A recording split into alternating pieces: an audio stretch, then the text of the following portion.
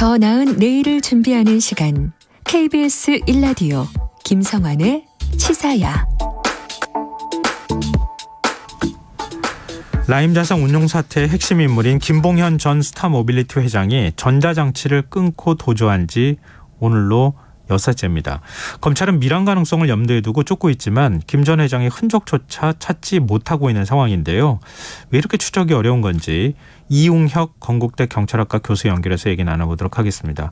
교수님 안녕하십니까? 예, 안녕하십니까? 네, 이 도주 이후 지금까지 그 흔적을 발견을 못하고 있는 상황인 것 같은데요. 뭐 우리나라 거리에 다 CCTV도 있어서 범죄율도 낮다 뭐 이런 얘기까지 하고 있는데 왜 이렇게 못 찾는 걸까요? 일단은 차량에 대한 이런 추적은 어느 정도 이루어진 것이 아닌가 이제 생각이 드는데요. 예. 차량에 있어서는 말이죠. 그것은 이제 그 조카가 일정한 조력을 좀 해왔던 걸로 생각이 되고요. 예. 그 차량에 대해서 압수수색을 했습니다만 또 관련 블랙박스는 빼어 두었던 이런 상태인 것 같고요. 네. 휴대전화도 그렇고. 그러니까 지금 지적하신 바와 같이 이런 팔당 그쪽 위에 도로 곳곳마다 다 CCTV가 있는 것은 아니기 때문에 만약에 이렇게 다른 변복을 한다든가 라고 하는 식으로 일반적으로 걸어서 가서 혹시 특정 조력 세력과 접선을 해서 또 그 차량으로 이렇게 타서 이동을 했다고 한다면 그 차량이 바로 김봉현 씨가 타고 있던 차량으로 이렇게 볼 수는 이제 없겠죠. 이런 등등으로 보게 되면 네. 일단 밀항이 성공했느냐 여부는 일단 변론을 하더라도 지금 그 시점 말이죠. 그 당일 10일 시점 마지막 1심 공판 1시간 반을 앞둔 상태에서 이렇게 깜짝같이 사라지는 것 자체가 불가능한 것도 아니다. 왜냐하면 그 조카가 그 어느 정도의 그런 연결고리로서의 그 역할은 충분히 했기 때문에. 네. 그래서 마지막에 발견된 즉 이 전자장치의 마지막 신호가 끊겨진 장소가 이제 팔당인데 네네. 그 이후부터는 사실상 그 아날로그적인 방식으로 이동도 충분히 가능한 것이기 때문에 그래서 그 요약을 하게 되면 일정한 조력 세력이 분명히 있는 것으로 생각이 되기 때문에 네. 당일날 전후해서 제가 알아본 바에 의하면 이 서해 쪽에 일기가 상당히 고르지 못하기 때문에 네. 밀항에는 성공은 못했을 가능성이 저는 크다고 보고요. 그럼에도 네. 불구하고 예. 도주를 상당히 잘할 수 있는 그러한 네트워크, 조력 세력, 또 금전도 상당히 있는 사람이기 때문에 어느 지역에서 지금 해군이라든가 해경이라든가 수사의 그 추적의 강도 자체가 무엇인가 좀 완화될 때까지 이완될 때까지 네. 특정적인 장소에서 숨어서 지내고 있지 않는가 그런 추정을 해봅니다. 교수님께서 조력 세력 이런 표현을 사용하셨는데요. 김봉현 전 회장이 도주 전에 지인들한테 도망쳐야겠다 이런 얘기를 공공연히 하고 다녔다 이런 얘기도 좀 전해지고 있는데요. 근데 사전에 철저히 모의했다 이렇게 봐야 되겠죠?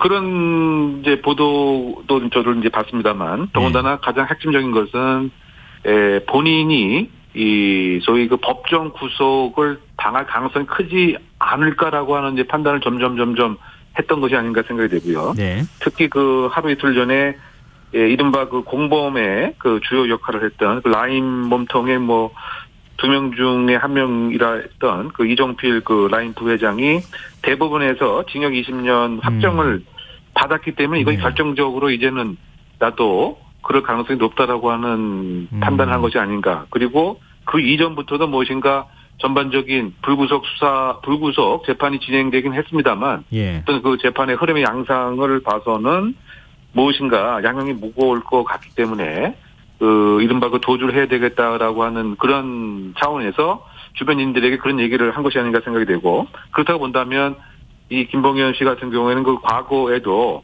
아주 극적으로 함께 일을 했던 지인을 도주시켰던 경력도 있고요. 그것도 국내가 아니고 마카오의 중국의 회사의 그야말로 비행기를 전세기를 돈을 주고 결국은 이제 활용함으로써 그런 적도 있었고 또 구속되기 직전 부산까지 사실 5개월 이상의 도주를 또 실제로 했었기 때문에 결국은 도주의 그 노하우, 또 심지어 그 외국과의 연결고리, 또 그 밀항 브로커의 충분한 접근 가능성, 뭐 등등으로 이렇게 그 말을 공공연히 했으면 나름대로는 준비를 하고 있었던 것은 아닌가 생각해 봅니다.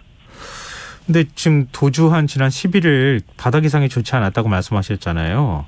근데 네. 지금 뭐 해경도 각 주요 서해하고 남해에 있는 주요 항구 이런 데를 중심으로 해서 검문 검색도 더 강화하고 있는 상황이고 뭐 선박도 더 늘렸다고 하고 이 밀항을 지금 차단하기 위해서 노력을 하고 있는 것 같은데 그 지금까지 어떤 여세 동안에 혹시 밀항했을 가능성은 생각해 볼 수는 없을까요? 뭐 제가 아까 뭐 잠깐 언급을 했습니다만 만약에 그 밀항을 성공하기 위해서는 모든 것이 다 계획대로 그러니까 바로 그 당일 11시 1시 반에 그야말로 접선자를 원래 계획대로 딱 접촉을 해서 그 다음에 준비되어 있던 소형 선박 예. 또 그것도 고속으로 움직여야 되니까 뿐만이 아니고 만약에 중국을 표적지로 했다고 한다면 그쪽에서의 예를 들면 받아들일 수 있는 이런 것까지 다 완비가 되는 모든 계획이 착착착착 진행이 됐으면 불가능하지는 이제 않겠지만 네. 그런데 만약에 정말 이런 계획에 의해서 그 밀항을 바로 실행에 옮기려고 했으면 굳이 이 재판 하루 전까지 기다리고 있었겠느냐 저는 이제 그런 생각하는 거죠.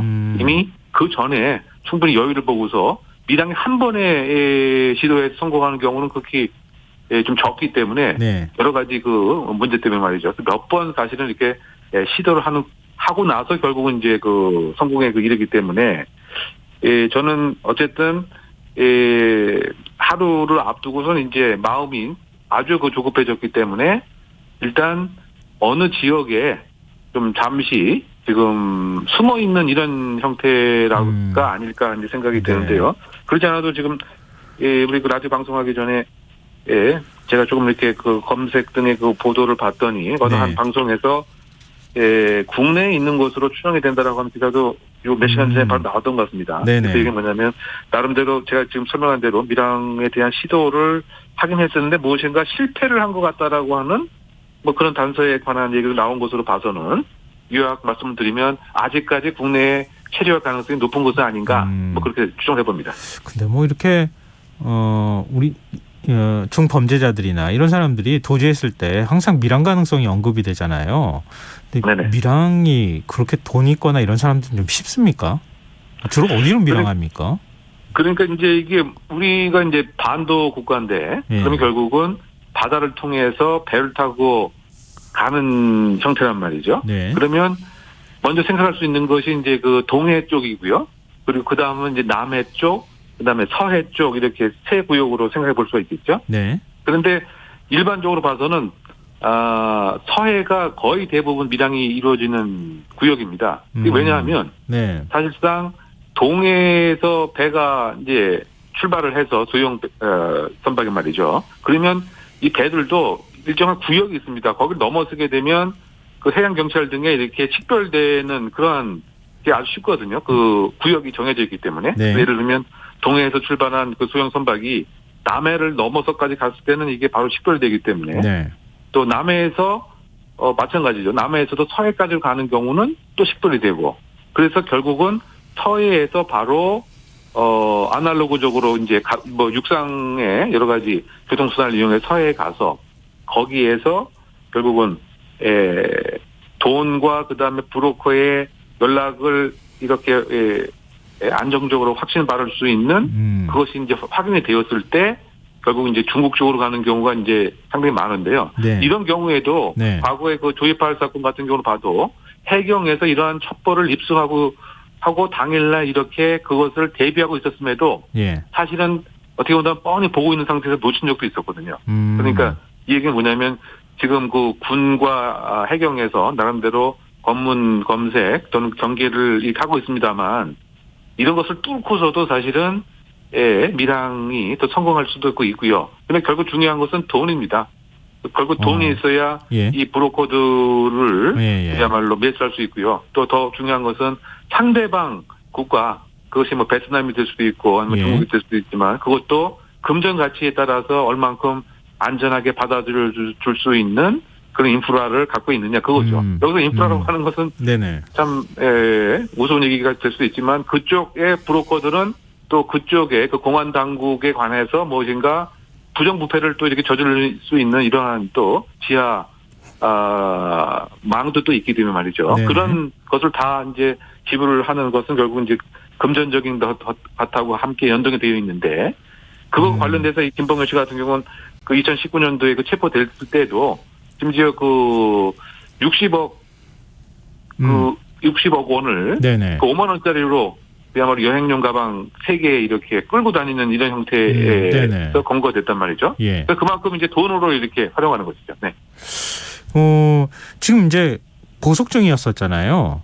근데 검찰에서 구속영장을 계속 청구를 했는데 판사가 네. 그 계속 지금 기각을 했다. 나중에 가서는 보석어가 취소 의견까지 냈고 결국은 네. 도주 당일날 이제 보석어가 취소 결정을 냈는데 판사하고 김봉현 전 회장의 변호인하고 뭔가 이 관계가 있는 것 아니냐 이런 얘기도 나오더라고요.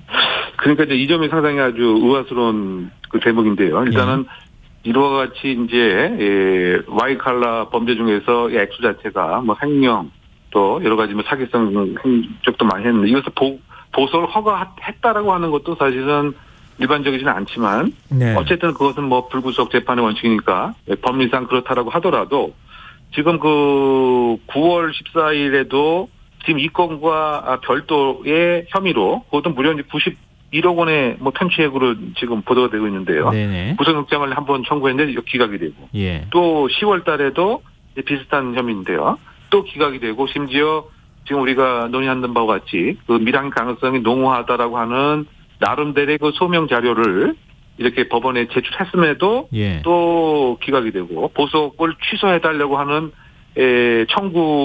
보석 취소 청구에 관한 것을 10월 말에 했음에도 예. 제대로 결정 안 하고 그래서 지금 상당히 그 의아스러운 거죠. 단순히 이 지금 얘기를 나눈 것처럼 전관 예우의 문제에만 국한된 것이냐. 예. 전관 예우를 넘어서는 그러한 어떤 목적을 혹시 이 판사가 갖고 있었던 것은 아닌가. 뭐 이런 또 시각도 있습니다. 그렇다 본다면 이것은 정말 이해할 수 없는 거기 때문에 판사에 대한 전격적인 수사도 지금 필요할 정도로 예.